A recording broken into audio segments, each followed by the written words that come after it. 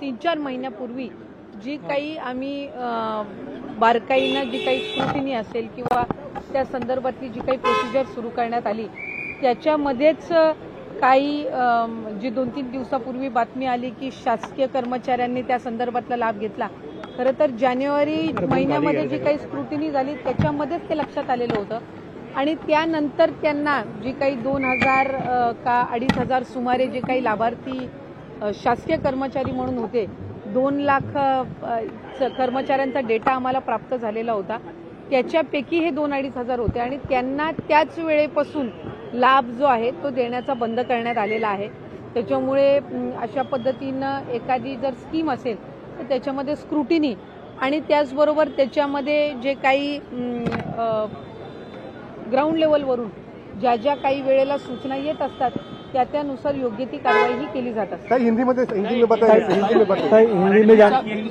काही चर्चा झाली का? त्या ठिकाणी ऊसतोड ज्या महिला आहेत त्यांनी गर्भपिशवी काढली असल्याची 700पेक्षा जास्त महिलांची संख्या, यावर काही चर्चा नाही? खरं तर त्या संदर्भामध्ये मंत्रिमंडळाच्या बैठकीत तर काही चर्चा झालेली नाही, पण ज्या वेळेला आम्हाला सुद्धा त्या संदर्भातली वर्तमानपत्र असेल किंवा माध्यमांच्याकडून किंवा खाली विभाग स्तरावरनं पण माहिती प्राप्त झाली तर त्या संदर्भातले संबंधित जे जिल्हाधिकारी आहेत तिथले जे जिमबादचे आणि इतर विभागांचे जे अधिकारी आहेत त्यांना आम्ही जिल्हाधिकाऱ्यांना सूचना दिलेल्या आहेत की त्या संदर्भातली जी काही म्हणजे काय कारणास्तव त्यांनी केलेलं होतं किंवा खरं तर मायग्रेशन असेल ऊसतोड कामगारांचं हे दरवर्षीच असतं, म्हणजे त्याच्यामध्ये असं काही विशेष नसतं, पण या वेळेला अशा पद्धतीचा जो काही रिपोर्ट समोर आलेला आहे त्या संदर्भामध्ये काही विशेष काही कारणं आहेत का किंवा काय त्याच्यावर आपल्याला पुढच्या कालावधीमध्ये उपाययोजना करता येईल या संदर्भामध्ये सुद्धा योग्य ती पावलं ही त्या ठिकाणी आम्ही उचलणार आहोत।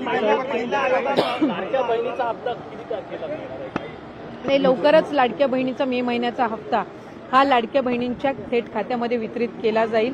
मला आपल्या माध्यमातून सुद्धा सर्व लाडक्या बहिणींना त्या ठिकाणी आश्वासित करायचं आहे की जसं एप्रिल महिन्याचा हप्ता हा त्यांच्या खात्यामध्ये जमा झालेला होता तसा मे महिन्याचा जो हप्ता आहे तो सुद्धा लवकरच त्यांच्या खात्यामध्ये जमा होणार आहे। महिला आयोगामध्ये बदल जे आहेत ते होणं गरजेचं आहे। नाही, साधारणपणे खरं तर मी सुद्धा गेल्या आठवड्यामध्ये त्या संदर्भातली बैठक ही आयोजित केलेली होती, पण आपल्याला सगळ्यांना माहिती आहे की गेल्या आठवड्यामध्ये अतिवृष्टी आणि बऱ्याचशा ठिकाणी पूर परिस्थिती होती आणि बऱ्याचशा ठिकाणी रेड अलर्ट आणि ऑरेंज अलर्ट दिलेलं होतं। त्याच्यामुळे आम्हाला प्रत्येक ठिकाणीचे स्थानिक अधिकारी आणि त्याचबरोबर महिला आयोग संबंधितले जे काही अधिकारी आणि त्यांचे सदस्य आणि वेगवेगळ्या ज्या सामाजिक संस्था आहेत यांना आमंत्रित करता आलेलं नव्हतं। आज उपसभापती नीलमताईंनी त्या संदर्भातली बैठक आयोजित केलेली आहे आणि त्याच्यामध्ये त्यांनी सुद्धा विविध ज्या काही सामाजिक सेवाभावी संस्था आहेत त्यांना आमंत्रित केलेलं आहे। महिला आयोगच्या अध्यक्षा, इतर काही त्यांच्यासोबत निगडीत असणारे जे काही अधिकारी आहेत ते त्या बैठकीला उपस्थित राहतील। त्याच्यातून ज्या काही सूचना येतील त्या निश्चितपणाने विभाग म्हणून आमच्याकडे सुद्धा येतील आणि आम्ही विभाग म्हणून त्या शासन स्तरावर सादर करू। त्याच्यामध्ये जर त्यांनी काही आणखीन सूचना दिल्या, काही बदल काही सुचवले, कारण महिला आयोगचे जे काही नियम निकष किंवा त्यांच्या संदर्भातली जी काही प्रक्रिया आहे याच्यामध्ये जर आत्ता काळानुसार जर काही बदल करण्याची आवश्यकता असेल आणि तशा काही सूचना जर आजच्या बैठकीतून आल्या तर निश्चितपणाने विभाग स्तरावर सुद्धा आम्ही त्याची बैठक घेऊ। अध्यक्षपद जे आहे ते बदला अशी मागणी होते।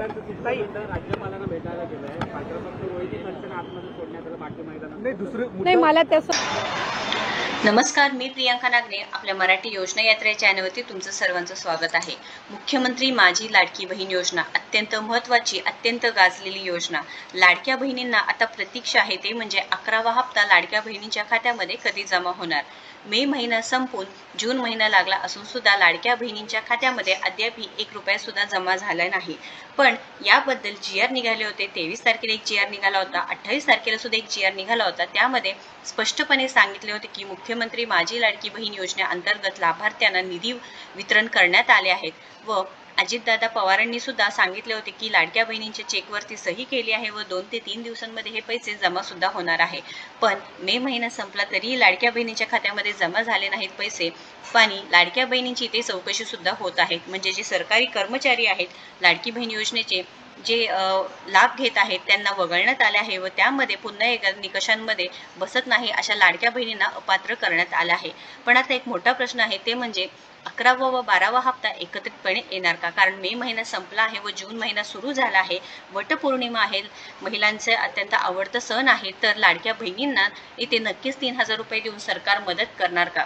जर सरकारने असं केलं तर लाडक्या बहिणी नक्कीच खुश होतील व इथे मे व जूनचे पैसे एकत्रपणे मिळाले का 3,000 रुपये लाडक्या बहिणींना जमा होणार आहेत. महायुती सरकारने नेहमीच येथे लाडक्या बहिणींना मदत केली आहे व इलेक्शन पूर्वी सुद्धा लाडक्या बहिणींना एकत्रितपणे 3,000 रुपये मिळाले आहेत. तर आता हे शक्य होणार आहे का?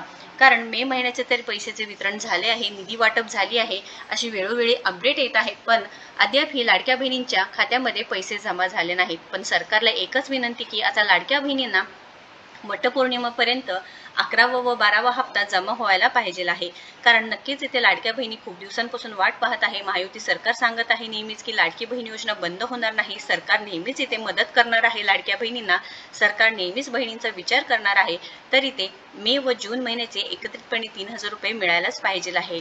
लाडक्या बहिणींसाठी आता निकष सुद्धा आहे. त्यामध्ये जर अपात्र ठरल्या तर त्या लाडक्या बहिणींना पैसे मिळणार नाही. ऑक्टोबरमध्ये ज्यांचे अर्ज सबमिट झाले आहेत किंवा अप्रूव्ह झाले आहेत त्यांना सुद्धा पैसे मिळत आहेत. पण ज्यांना जून जुलैमध्ये अप्रूव्ह झालेले फॉर्म पण इथे अपात्र ठरले तर तुम्हाला जानेवारीपासून पैसे सुद्धा बंद झाले आहेत. अशा बहिणींना पुन्हा एकदा फॉर्म चालू होतील का हे सुद्धा या लाडक्या बहिणी विचारत आहे.